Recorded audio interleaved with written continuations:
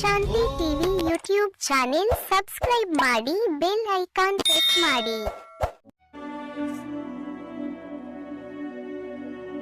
ಓಂ ಶಾಂತಿ. ಅವ್ಯಕ್ತ ಮುರಳಿ, January 22, 1970. अंतिम course मन के भावों को जानना.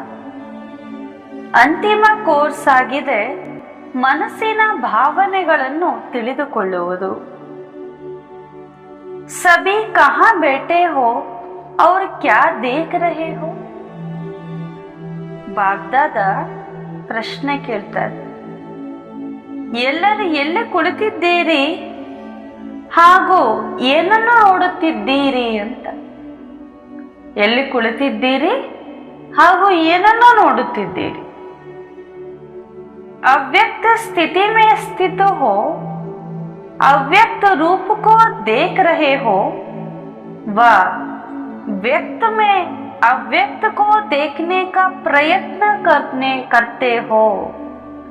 ಬಾಬಾ ಹೇಳ್ತಿದ್ದಾರೆ, ಅವ್ಯಕ್ತ ಸ್ಥಿತಿಯಲ್ಲಿ ಸ್ಥಿತ ಆಗಿದ್ದು ಅವ್ಯಕ್ತ ರೂಪವನ್ನು ನೋಡ್ತಾ ಇದ್ದೀರೋ ಅಥವಾ ವ್ಯಕ್ತ ಸ್ಥಿತಿಯಲ್ಲಿದ್ದು ಅವ್ಯಕ್ತವನ್ನು ನೋಡುವ ಪ್ರಯತ್ನವನ್ನು ಮಾಡ್ತಾ ಇದ್ದೀರೋ?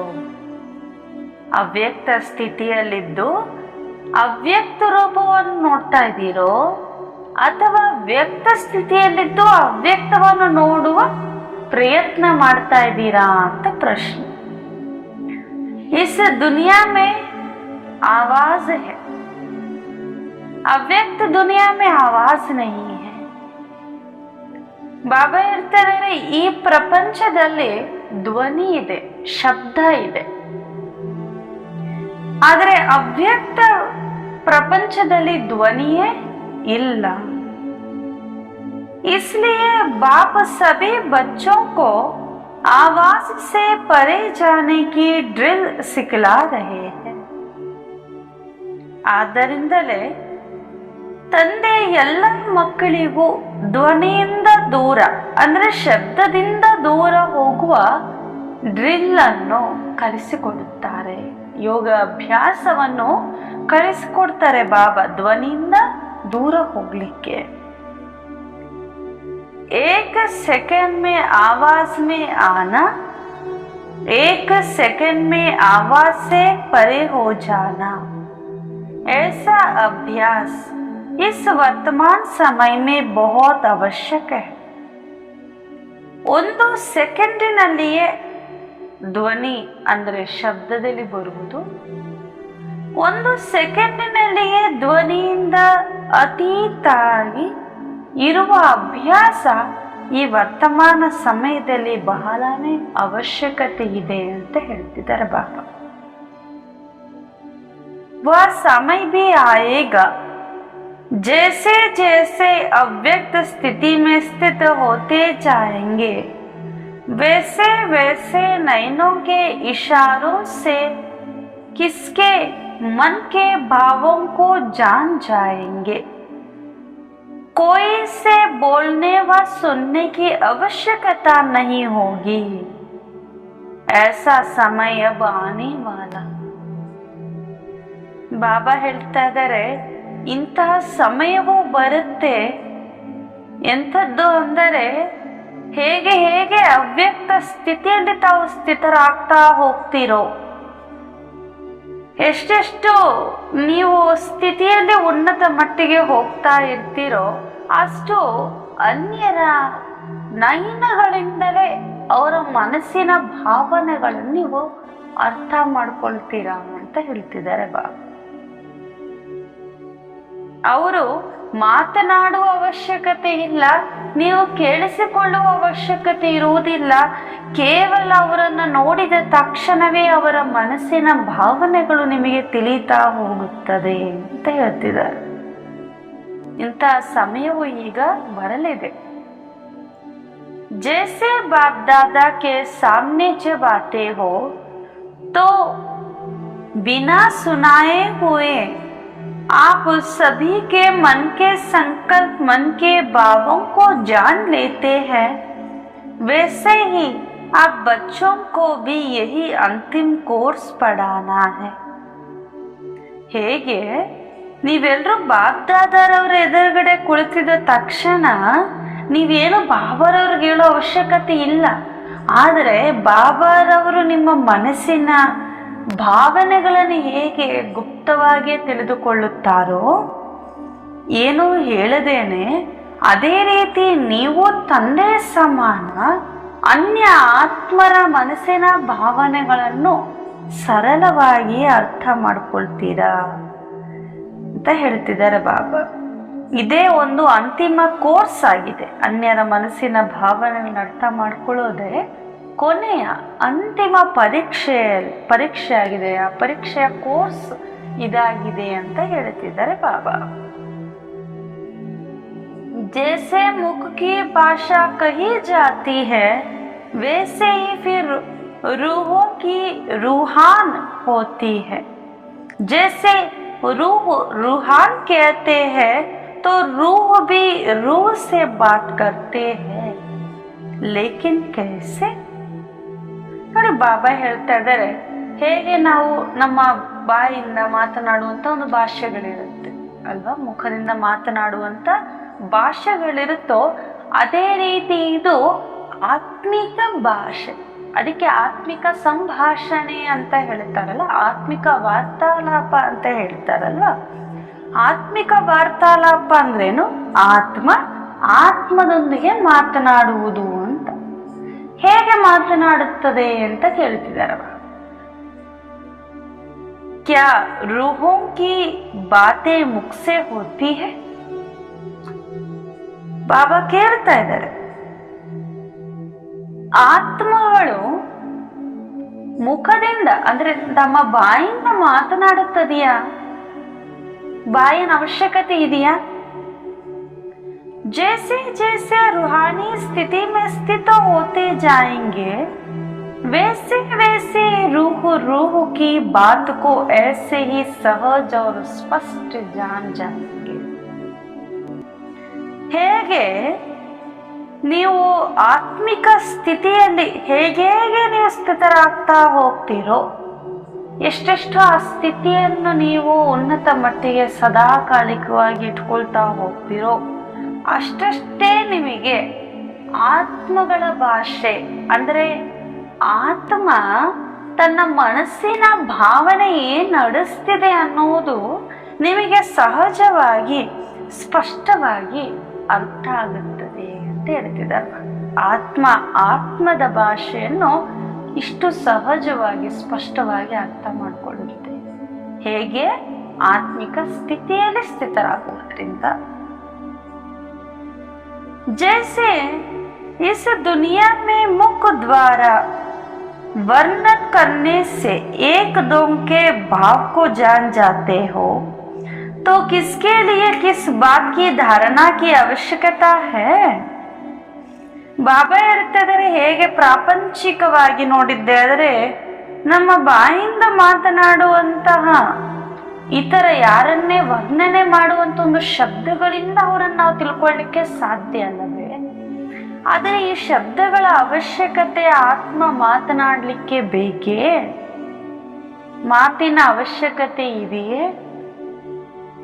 ವಿಶೇಷ इस बात की आवश्यकता है जो सदैव बुद्धि की लाइन क्लियर हो. ಆತ್ಮಗಳು ಮಾತನಾಡಲಿಕ್ಕೆ ಶಬ್ದಗಳು ಬೇಕಿಲ್ಲ. ಆದರೆ ಏನ್ ಅವಶ್ಯಕತೆ ಇದೆ ಅಂತಂದ್ರೆ ಅವರ ಬುದ್ಧಿ ಸದಾ ಕ್ಲಿಯರ್ ಆಗಿರ್ಬೇಕು. ಅದಕ್ಕೆ ಬುದ್ಧಿ ಲೈನ್ ಕ್ಲಿಯರ್ ಇರಬೇಕು ಅಂತ ಹೇಳ್ತಿದ್ದಾರೆ ಬಾಬಾ. ಬುದ್ಧಿಯಲ್ಲಿ ಸಂಕಲ್ಪಗಳ ಘರ್ಷಣೆ ಅನ್ನೋದಲ್ಲಿ ನಡಿಬಾರ್ದು. कोई भी अपने बुद्धि में व मन में डिस्टर्बेंस होगा, वह लाइन क्लियर ना होगा तो एक दो के संकल्प और भाव को जान नहीं सकेंगे. ಒಂದು ವೇಳೆ ತಮ್ಮ ಬುದ್ಧಿ ಅಥವಾ ಮನಸ್ಸಿನಲ್ಲಿ ಗೊಂದಲ ಇದ್ದರೆ ಮನಸ್ಸು ಅಥವಾ ಬುದ್ಧಿಯ ಲೈನ್ ಆಗ ಕ್ಲಿಯರ್ ಆಗಿ ಇರುವುದಿಲ್ಲ. ಆದ್ದರಿಂದ ಅನ್ಯರ ಸಂಕಲ್ಪಗಳನ್ನು ಅಥವಾ ಭಾವನೆಗಳನ್ನು ನೀವು ತಿಳಿದುಕೊಳ್ಳಲು ಆಗುವುದಿಲ್ಲ. लाइन क्लियर ना होने के कारण अपने संकल्पों को स्पष्ट निर्णय नहीं कर सकेंगे. इसलिए हर एक को देखना चाहिए कि हमारी बुद्धि की लाइन क्लियर है. ಬಾಬಾ ಹೇಳ್ತಾ ಇದ್ದಾರೆ, ನಿಮ್ಮ ಬುದ್ಧಿಯ ಲೈನ್ ಅನ್ನೋದು ಕ್ಲಿಯರ್ ಆಗಿರಬೇಕು. ಕ್ಲಿಯರ್ ಆಗಿ ಇಲ್ಲದೆ ಇರೋದ್ರಿಂದ ಏನಾಗ್ತಾ ಇದೆ, ಸಂಕಲ್ಪಗಳು ಮಿಕ್ಸ್ ಆಗ್ಬಿಡ್ತಾ ಇದೆ. ಎಲ್ಲ ಒಂಥರದ ಸಂಕಲ್ಪಗಳು ಏನಾಗ್ತಾ ಇದೆ, ಮಿಕ್ಸ್ ಆಗ್ಬಿಡ್ತಾ ಇದೆ ಅಂತ ಹೇಳ್ತಾ ಇದ್ದಾರೆ. ಆದ್ದರಿಂದ ನಿಮ್ಮ ಬುದ್ಧಿಯ ಲೈನ್ ಅನ್ನೋದು ಕ್ಲಿಯರ್ ಆಗಿಟ್ಕೊಳ್ಳಿ. बुद्धि में कोई भी किस प्रकार का विघ्न तो नहीं सताता है ना. ಬಾಬಾ ಈಗ ಕೇಳ್ತಿದ್ದಾರೆ, ಮಕ್ಕಳೇ, ಯಾವುದೇ ಪ್ರಕಾರದ ವಿಘ್ನ ಏನಿದೆ ಅದು ನಿಮ್ಮನ್ನ ಸತಾಯಿಸ್ತಾ ಇಲ್ಲ ತಾನೇ. ಬುದ್ಧಿಯ ಲೈನ್ ಕ್ಲಿಯರ್ ಇಟ್ಕೊಳ್ಳಿಕ್ಕೆ ಯಾವುದೇ ವಿಘ್ನ ನಿಮ್ಗೆ ಬರ್ತಾ ಇಲ್ಲ ತಾನೇ ಅಂತ ಕೇಳ್ತಿದ್ದಾರೆ ಬಾಬಾ. अटूट, अटल, अथक या तीन बातें जीवन में है. ಬಾಬಾ ಕೇಳ್ತಿದ್ದಾರೆ, ಮಕ್ಕಳೇ, ಅಟೂಟ್ ಎಂದಿಗೂ ಮುರಿಯದೇ ಇರುವ, ಅಟಲ್ ಅಟಲವಾಗಿರುವ, ಅಥಕ್ ಸುಸ್ತಾಗದೇ ಇರುವಂತ ಈ ಮೂರು ವಿಚಾರ ನಿಮ್ಮ ಬುದ್ಧಿ ನಿಮ್ಮ ಒಂದು ಜೀವನದಲ್ಲಿ ಇದೆಯೇ ಅಂತ ಕೇಳ್ತಿದ್ದಾರೆ ಬಾಬಾ. ಏನು ಅಟೂಟ್ ಅಂದ್ರೆ ಬುದ್ಧಿಯ ಲೈನ್ ಬಗ್ಗೆ ಬಾಬಾ ಹೇಳ್ತಿದ್ದಾರೆ. ಬುದ್ಧಿಯ ಲೈನ್ ಕ್ಲಿಯರ್ ಇರಬೇಕು, ಏಕರಸವಾಗಿರ್ಬೇಕು. ಆ ಬುದ್ಧಿಯಲ್ಲಿ ನಿಂದಿಗೂ ಮುರಿಬಾರದು ಒಂದು. ಮತ್ತೆ ಅಟಲವಾಗಿರಬೇಕು, ಎಂದಿಗೂ ಸ್ವಲ್ಪ ಹತ್ತುವುದು ಮತ್ತೆ ಮರೆತು ಹೋಗುವುದು ಈ ರೀತಿ ಇರಬಾರ್ದು, ಅಟಲವಾಗಿರ್ಬೇಕು. ಮತ್ತೆ ಅಥಕ್, ಎಂದಿಗೂ ಸುಸ್ತಾಗದೆ ನಿರಂತರವಾಗಿ ಏಕರಸವಾಗಿ ಎಂದಿಗೂ ಮುರಿಯದೇ ಇರುವಂತಹ ಈ ಮೂರು ವಿಚಾರಗಳಿಂದ ಕೂಡಿರುವ ಜೀವನ ನಿಮ್ಮದಾಗಿದೆಯೇ. अगर तीन में एक बात की भी कमी है तो समझना चाहिए कि बुद्धि का लाइन क्लियर नहीं. ಒಂದು ವೇಳೆ ಒಂದು ಮಾತಿನ ಕೊರತೆ ಇದ್ದರೂ ಸಹ ಅಟೂಟ್, ಅಟಲ್, ಅಥಕ್ ಎಂದಿಗೂ ಮುರಿಯದೇ ಇರುವ, ಅಟಲವಾಗಿರುವ, ಸುಸ್ತಾಗದೇ ಇರುವಂತಹ ಈ ಮೂರೂ ವಿಚಾರದಲ್ಲಿ ಒಂದು ವಿಚಾರ ಆದರೂ ಕೊರತೆ ಇದ್ದರೆ ತಮ್ಮ ಬುದ್ಧಿಯ ಲೈನ್ ಕ್ಲಿಯರ್ ಆಗ್ಲಿಕ್ಕೆ ಸಾಧ್ಯ ಇಲ್ಲ. जब बुद्धि की लाइन क्लियर हो जाएगी तो उसकी स्थिति स्मृति क्या होगी. ಹೆಂಗೆ ಬಂದಿದ್ದಾರೆ ನೋಡಿ ಬಾಬಾ, ಮುರಳಿ ಹೆಂಗ್ ನಡೆಸ್ತಾ ಬಂದ್ರಿ ಇಲ್ಲಿ ತನಕ. ನೀವು ಹೇಗಿದ್ದೀರಾ ಅಂತ ಕೇಳಿದ್ರು. ಅವ್ಯಕ್ತ ಸ್ಥಿತಿಯಲ್ಲಿದ್ದು ಅವ್ಯಕ್ತವನ್ನು ನೋಡ್ತಾ ಇದ್ದೀರಾ ಅಥವಾ ವ್ಯಕ್ತವನ್ನು ನೋಡ್ತಾ ವ್ಯಕ್ತದಲ್ಲಿದ್ದು ಅವ್ಯಕ್ತವನ್ನು ನೋಡೋ ಪ್ರಯತ್ನ ಮಾಡ್ತಾ ಇದ್ದೀರಾ ಅಂತ. ಆಮೇಲೆ ಬಾಬಾ ಏನ್ ಹೇಳಿದ್ರು, ನೀವು ಅವ್ಯಕ್ತದಲ್ಲಿ ಇದ್ದೀರಾ ಅಂತಂದ್ರೆ ನಿಮ್ಮ ಬುದ್ಧಿ ಲೈನ್ ಹೇಗಿರ್ಬೇಕು, ಕ್ಲಿಯರ್ ಆಗಿರ್ಬೇಕು. ಕ್ಲಿಯರ್ ಆಗಿದೆಯಾ? ಒಂದು ವೇಳೆ ಕ್ಲಿಯರ್ ಆಗಿದ್ರೆ ಹೇಗಿರುತ್ತೆ, ಬೇರೆಯವರ ಭಾವನೆಗಳು ನಿಮಗೆ ಅರ್ಥ ಆಗತ್ತೆ ಅಂತ ಅಂದ್ರು ಬಾಬಾ. ಆದ್ರೆ ಕ್ಲಿಯರ್ ಆಗಿ ಇಲ್ಲ. ಕ್ಲಿಯರ್ ಆಗಿ ಯಾಕಿಲ್ಲ ಅಂತಂದ್ರೆ ನಿಮ್ಮ ಬುದ್ಧಿ ಲೈನ್ ಹೆಂಗಿರ್ಬೇಕು ಅಥವಾ ನಿಮ್ಮ ಜೀವನ ಹೆಂಗಿರ್ಬೇಕು, ಅಟಲವಾಗಿ ಅಖಂಡವಾಗಿ ನಿರಂತರವಾಗಿರುವಂತಹ ಒಂದು ಸ್ಮೃತಿ ನಿಮಗೆ ಇದ್ದರೆ ನಿಮ್ಮ ಬುದ್ಧಿ ಲೈನ್ ಕ್ಲಿಯರ್ ಇದ್ದಂಗೆ ಅಂತ ಹೇಳಿದ್ರು ಬಾಬಾ. ಈಗೇನು ಬಾಬಾ ಹೇಳ್ತಾ ಇದ್ದಾರೆ, अगर इन तीनों में एक बात की भी कमी हो तो समझना चाहिए कि बुद्धि लाइन क्लियर नहीं. जब बुद्धि की लाइन क्लियर हो जाएगी तो उसकी स्थिति स्मृति क्या हो. ಒಂದು ವೇಳೆ ನಿಮ್ಮ ಬುದ್ಧಿ ಲೈನ್ ಕ್ಲಿಯರ್ ಆಗಿದೆ ಅಂತ ಅಂದರೆ ಆ ಸ್ಮೃತಿ, ಆ ಸ್ಥಿತಿ ಹೇಗಿರುತ್ತೆ ಹೇಳಿ. ಬುದ್ಧಿ ಲೈನ್ ಕ್ಲಿಯರ್ ಆಗಿರುವಂತವರ ಸ್ಮೃತಿ वो स्थिति ಹೇಗಿರುತ್ತೆ. जितनी जितनी बुद्धि की लाइन अर्थात पुरुषार्थ की लाइन क्लियर होगी उतना उतना क्या स्मृति रहेगा. ಬಾಬಾ ಕೇಳ್ತಾ ಇದ್ದಾರೆ, ಎಷ್ಟೆಷ್ಟು ಬುದ್ಧಿಯ ಲೈನ್ ಅಂದರೆ ಪುರುಷಾರ್ಥದ ಲೈನ್ ಕ್ಲಿಯರ್ ಆಗಿರುತ್ತೋ ಅಷ್ಟಷ್ಟು ಏನು ಸ್ಮೃತಿ ಇರುತ್ತದೆ? ಏನು ಸ್ಮೃತಿ ಇರುತ್ತದೆ? कोई भी बात में उनके सामने भविष्य ऐसा स्पष्ट होगा जैसे वर्तमान स्पष्ट होता है. ಅವರಿಗೆ ಭವಿಷ್ಯದಲ್ಲಿ ಏನಾಗುತ್ತೆ ಅನ್ನುವುದು ವರ್ತಮಾನ ಎಷ್ಟು ಸ್ಪಷ್ಟವಾಗಿದೆಯೋ ಅಷ್ಟು ಸ್ಪಷ್ಟವಾಗಿ ಕಂಡು ಬರುತ್ತದೆ ಅಂತ ಹೇಳ್ತಿದ್ದಾರೆ ಬಾಬಾ. उनके लिए वर्तमान और भविष्य एक समान हो जाएगा. ಬುದ್ಧಿ ಲೈನ್ ಕ್ಲಿಯರ್ ಇರೋರಿಗೆ ವರ್ತಮಾನ ಹಾಗೂ ಭವಿಷ್ಯ ಬೇರೆ ಅನ್ಸಲ್ಲ, ಒಂದೇ ಅನ್ಸುತ್ತೆ ಅಂತ ಹೇಳ್ತಾರೆ. ಕೆಲವು ಸಲ ನಮ್ಗೆ ಹಿಂಗಾಗತ್ತೆ ಅಂದ್ರೆ ಹಿಂಗಾಗತ್ತೆ ಅನ್ಕೊಂಡಿಲ್ಲ ಮಾಡಿಬಿಟ್ಟೆ ಅಂತೀವಲ್ವ, ಆ ತರ ಏಕರಸ ಸ್ಥಿತಿ ಇರೋರಿಗೆ ಆಗುವುದಿಲ್ಲ. ಮುಂದೇನಾಗತ್ತೆ ಅಂತ ಈಗಲೇ ಅವರಿಗೆ ತಿಳಿಯುತ್ತದೆ.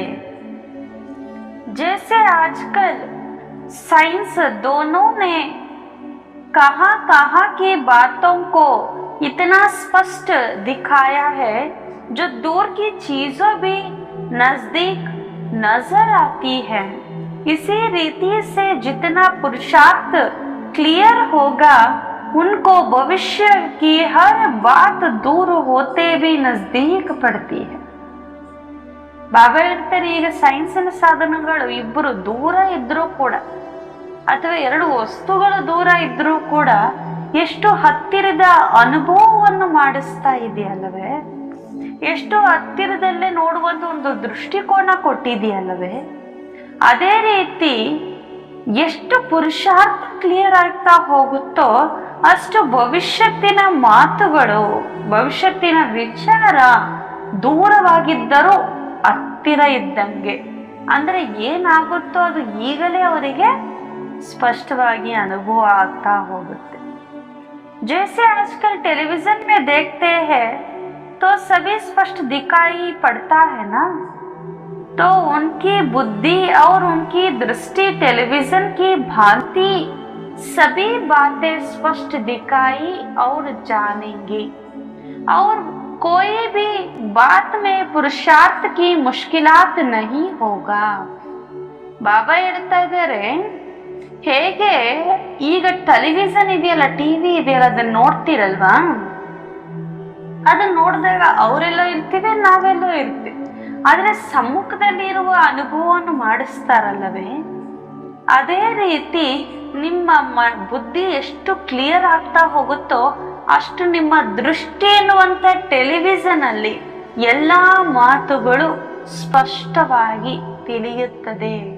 ನೀವು ಅದನ್ನು ನೋಡ್ತೀರಾ ಅಂತ ಹೇಳ್ತೀರ. ಬುದ್ಧಿ ಎನ್ನುವ ಯಂತ್ರದಿಂದ ನಿಮ್ಮ ದೃಷ್ಟಿ ಎನ್ನುವಂತ ಟೆಲಿವಿಷನ್ ಇಂದ ನಿಮ್ಗೆಲ್ಲ ಸ್ಪಷ್ಟವಾಗಿ ಕಾಣಿಸುತ್ತದೆ. ಆಗ ಪುರುಷಾರ್ಥ ಎನ್ನುವುದರಲ್ಲೂ ಪರಿಶ್ರಮ ಅಂತ ನಿಮ್ಗೆ ಅನ್ಸಲ್ಲ ಅಂತ ಹೇಳ್ತಿದ್ದಾರೆ ಬಾಬಾ. तो वह अनुभव, वह अंतिम स्थिति की परख अपने आप में देखो कि कहाँ तक अंतिम स्थिति में नजदीक है. ಈ ತರ ಬುದ್ಧಿ ಲೈನ್ ಒಂದು ಕ್ಲಿಯರ್ ಆಗಿದ್ರೆ ಪುರುಷಾರ್ಥನೂ ಕಷ್ಟ ಆಗಲ್ಲ. ಅನ್ಯ ಆತ್ಮರನ್ನೂ ನಾವು ತೃಪ್ತ ಮಾಡ್ಲಿಕ್ಕೆ ಕಷ್ಟಪಡೋ ಅವಶ್ಯಕತೆ ಇರೋದಿಲ್ಲ. ಸೇವೆಯನ್ನು ನಮ್ಗೆ ಪರಿಶ್ರಮ ಅನಿಸೋದಿಲ್ಲ.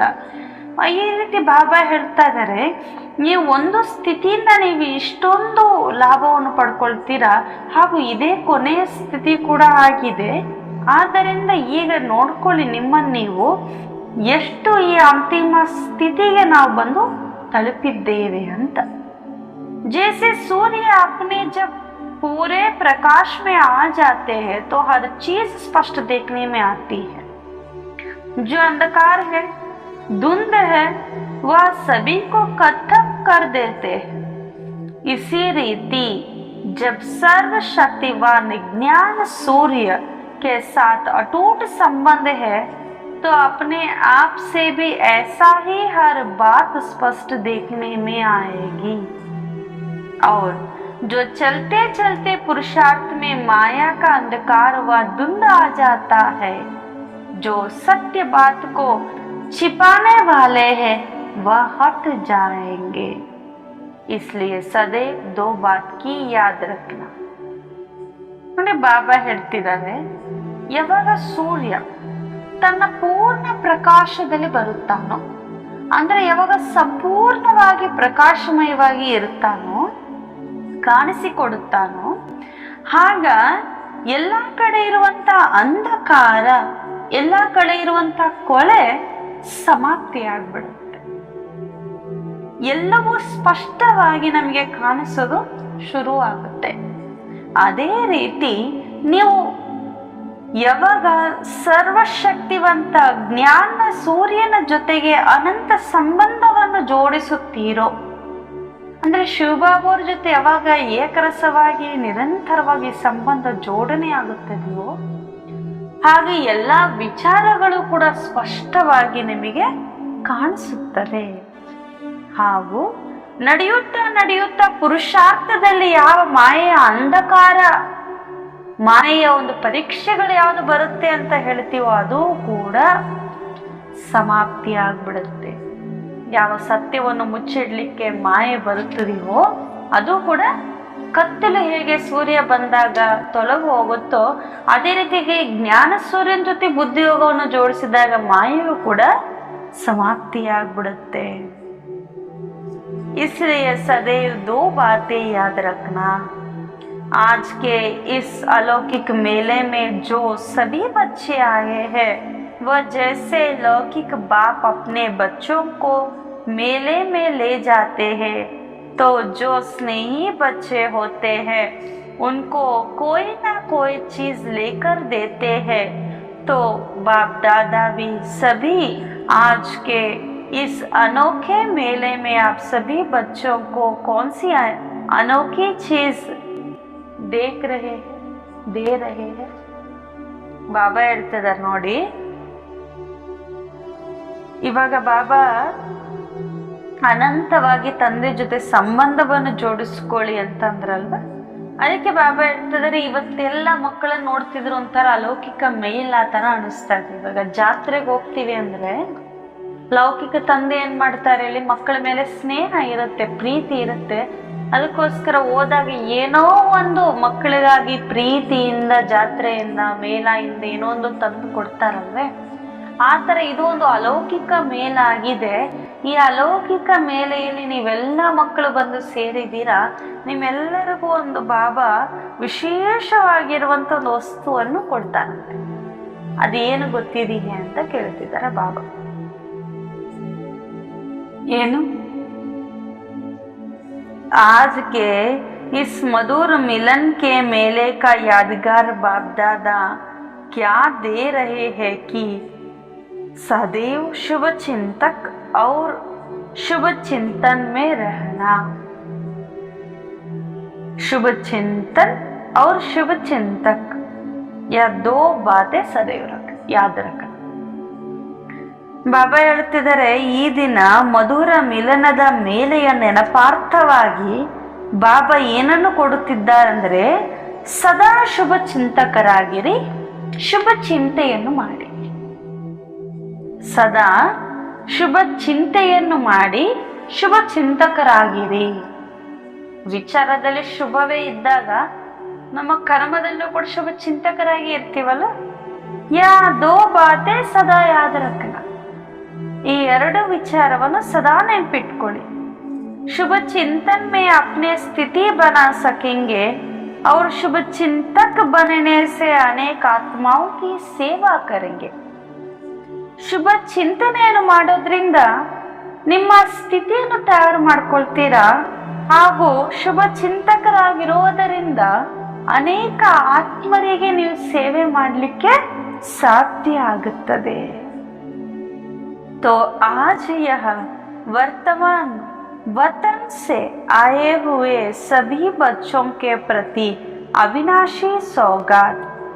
बाप दादा का स्नेह अधिक है, वह बच्चों का स्नेह अधिक है. ಬಾಬಾ ಹೇಳ್ತಿದ್ದಾರೆ, ಈ ದಿನ ವತನದಿಂದ ಬಂದಿರುವಂತ ಮಕ್ಕಳಿಗೂ ಕೂಡ ಪ್ರೀತಿಯಿಂದ ಅವಿನಾಶಿ ಬಹುಮಾನವನ್ನು ಕೊಡ್ತಾ ಇದ್ದೀನಿ ಅಂತ ಸೂಕ್ಷ್ಮ ಸ್ಥೂಲ ಎಲ್ಲ ಮಕ್ಕಳನ್ನು ಬಾಬಾ ನೆನೆಸಿದ್ರು. ಹಿಂಗ ಬಾಬಾ ಹೇಳ್ತಾ ಇದ್ದಾರೆ, ಒಂದು ಪ್ರಶ್ನೆ ಕೇಳ್ತಿದ್ದಾರೆ ಬಾಬಾ. ಬಾಪ್ದಾದವರಿಗೆ ಮಕ್ಕಳ ಮೇಲೆ ಹೆಚ್ಚಿನ ಪ್ರೀತಿ ಇದೆಯೋ ಅಥವಾ ಮಕ್ಕಳಿಗೆ ಬಾಪ್ದಾದರವ್ರ ಮೇಲೆ ಹೆಚ್ಚಿನ ಪ್ರೀತಿ ಇದೆಯೋ ಅಂತ. ಯಾರು ಜಾಸ್ತಿ ಯಾರನ್ನು ಪ್ರೀತಿಸ್ತಾರೆ? कोई बच्चे सोचते होंगे कि हम सभी का स्नेह बाप दादा से ज्यादा है. ಕೆಲವರು ತಿಳ್ಕೊಳ್ತಾರಂತೆ ನಮ್ಮ ಸ್ನೇಹ ಅಥವಾ ನಮ್ಮ ಪ್ರೀತಿ ಬಾಬಂಗಿಂತ ಜಾಸ್ತಿ ಐತೆ ಅಂತ. कोई है भी लेकिन मेजॉरिटी नहीं.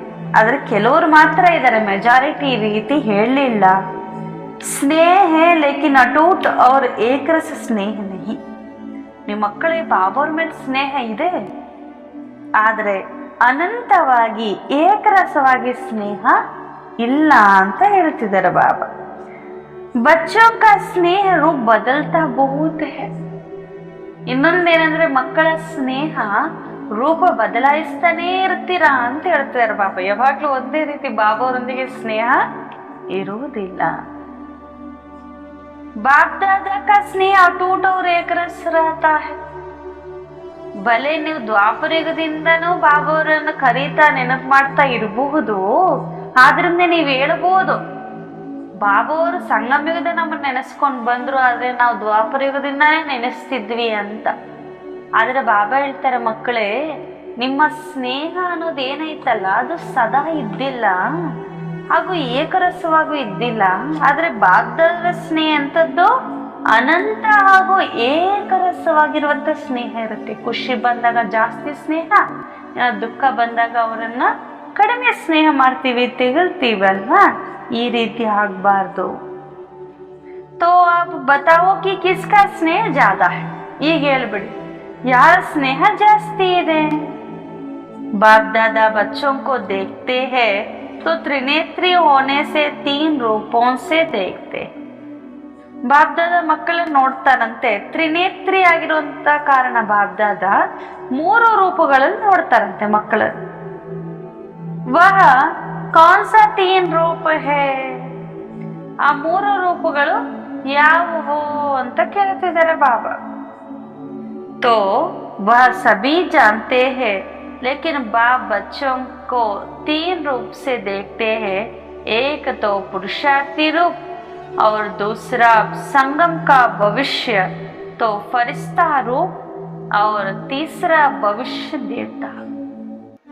ಪ್ರತಿಯೊಂದು ಮಗುವನ್ನ ಬಾಬಾ 3 ರೂಪಗಳಲ್ಲಿ ನೋಡ್ತಾ ಇದ್ದಾರೆ. ಮೊದಲನೇದು ಈ ಪುರುಷಾರ್ಥದ ರೂಪ, ಅಂದ್ರೆ ಬ್ರಾಹ್ಮಣ ರೂಪ ಅಂತ ಕೂಡ ಹೇಳ್ಬೋದು. ಎರಡನೇದು ಸಂಗಮಯುಗದ ಭವಿಷ್ಯ. ಸಂಗಮಯುಗದ ಭವಿಷ್ಯ ಅಂದ್ರೆ ಯಾವುದು? ಫರಿಷ್ಠಾ ರೂಪ. ಮೂರನೇದು ಭವಿಷ್ಯ ದೇವತಾ ರೂಪ. तीनों का साक्षात्कार होता रहता है. तीनों ही रूप एक एक ऐसे स्पष्ट देखने में आते हैं जैसे वर्तमान में यह देह का रूप इन आंखों से स्पष्ट देखने में आता है. ಬಾಬಾ ಹೇಳ್ತಾರೆ, ಈ 3 ರೂಪಗಳು ನಿಮ್ಗೆ ಹೆಂಗೆ ಸ್ಪಷ್ಟವಾಗಿ ಅನುಭವ ಆಗ್ಬೇಕಂದ್ರೆ, ವರ್ತಮಾನದ ಈ ದೇಹದ ರೂಪ ಹೆಂಗೆ ಕಣ್ಣಿಗೆ ಕಟ್ಟದಂಗೆ ಕಾಣಿಸ್ತಿದೆಯೋ ಆ ರೀತಿ ಬ್ರಾಹ್ಮಣ್ ಸೋ ಫರಿಸ್ತಾ, ಫರಿಸ್ತಾ ಸೋ ದೇವತಾ, ಈ 3 ರೂಪಗಳು ನಿಮಗೆ ಸ್ಪಷ್ಟವಾಗಿ ಸರಳವಾಗಿ ನಿಮಗೆ ಕಾಣಿಸಬೇಕು ಅಂತ ಹೇಳ್ತಿದ್ದಾರೆ ಬಾಬಾ. ಇದಕ್ಕೆ ನಿಮಗೇನು ಹೇಳಲಾಗಿದೆ? ತ್ರಿನೇತ್ರಿ, ತ್ರಿಕಾಲದರ್ಶಿ ಅಂತ ಕೂಡ ನಿಮಗೂ ಮಹಿಮೆ ಇದೆ. ಈ ರೀತಿ ನೀವು 3 ರೂಪಗಳನ್ನು ಅನುಭವ ಮಾಡಬೇಕು. बाप दादा संपूर्ण स्टेज को देखते रहते हैं और वर्तमान समय के पुरुषार्थ को भी देखते हैं ना. ಬಾಬಾ ಈಗ ವರ್ತಮಾನ ಪುರುಷಾರ್ಥ ಸ್ಥಿತಿಯನ್ನು ನೋಡ್ತಾರೆ, ಭವಿಷ್ಯತ್ತನ್ನು ನೋಡ್ತಾರೆ. ಆದ್ರೆ ನಾವು ಆ ಭವಿಷ್ಯ ಸ್ಥಿತಿಯನ್ನು ಮುಟ್ಟುವ ಒಂದು ಪುರುಷಾರ್ಥವನ್ನು ಈಗ ಮಾಡಬೇಕು ಅಂತ ಹೇಳ್ತಾರೆ ಬಾಬಾ. ಅಚ್ಚಾ, ಒಳ್ಳೆಯದು. ಇವತ್ತು ಬಾಬ್ದಾದ ಅಂತಿಮ ಕೋರ್ಸ್ ಮನಸ್ಸಿನ ಭಾವನೆಗಳನ್ನು ತಿಳಿದುಕೊಳ್ಳುವುದು ಅಂತ ನಮಗೆ ತಿಳಿಸಿದ್ದಾರೆ. ಈ ಮನಸ್ಸಿನ ಭಾವನೆಗಳು ತಿಳ್ಕೊಳ್ಬೇಕಂದ್ರೆ ಬುದ್ಧಿಯ ಲೈನ್ ಅನ್ನೋದು ಕ್ಲಿಯರ್ ಆಗಿರಬೇಕು. ಅದಕ್ಕೋಸ್ಕರ ಶುಭ ಚಿಂತನೆಯನ್ನು ಮಾಡಿ ಶುಭ ಚಿಂತಕರಾಗಿ ಅಂತ ಈ ವಿಶೇಷವಾಗಿ ಇವತ್ತಿನ ಮುರಳಿಯ ಸಾರದಲ್ಲಿ ಬಾಬಾ ಹೇಳಿದ್ದಾರೆ. ಆ ರೀತಿ ನಾವು ಕೂಡ ಧಾರಣೆ. ಓಂ ಶಾಂತಿ.